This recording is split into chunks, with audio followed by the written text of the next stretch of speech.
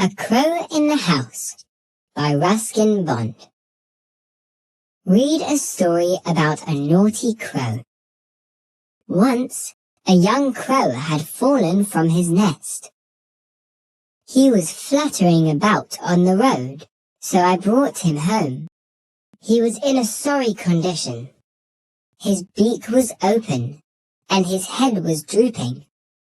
"Oh, he is hurt and hungry," said my grandfather.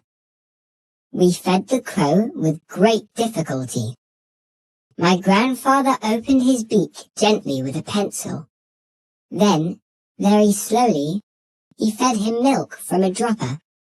The crow was hungry and drank all the milk.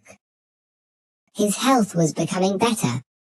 He was eating well and becoming stronger. Slowly, he made himself at home in our house. We named him Caesar. Caesar was always restless.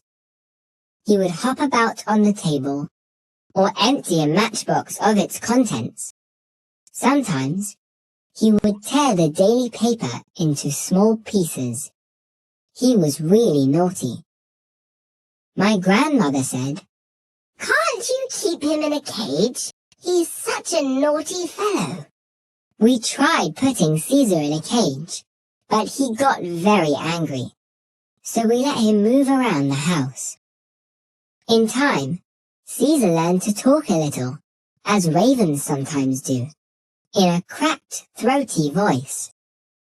He would sit for hours outside the window, banging on the glass, calling out, "Hello!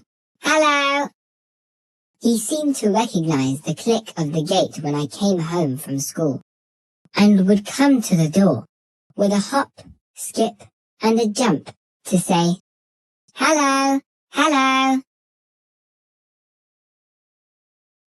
Caesar visited the neighbors' houses and started taking pens and pencils, hair ribbons, combs, toys, shuttlecocks, toothbrushes, and false teeth. He was especially fond of toothbrushes, and made a collection of them on top of the cupboard in my room. Toothbrush sales went up that year, and so did my grandmother's blood pressure. Caesar spied on children going to the Bunnier's shop. He often managed to snatch sweets from them as they came out. Clothes pegs fascinated him.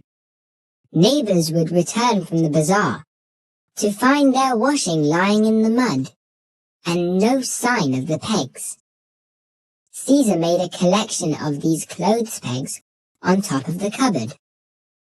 It was Caesar's gardening activities which finally led to an accident. One fine day, Caesar was bored. He was about to have beans from a neighbor's garden when someone threw a stick at him, breaking his leg. I carried the injured bird home. My grandfather and I washed and bandaged his leg as best we could. However, he did not get better. Poor Caesar. We never heard his cawing again.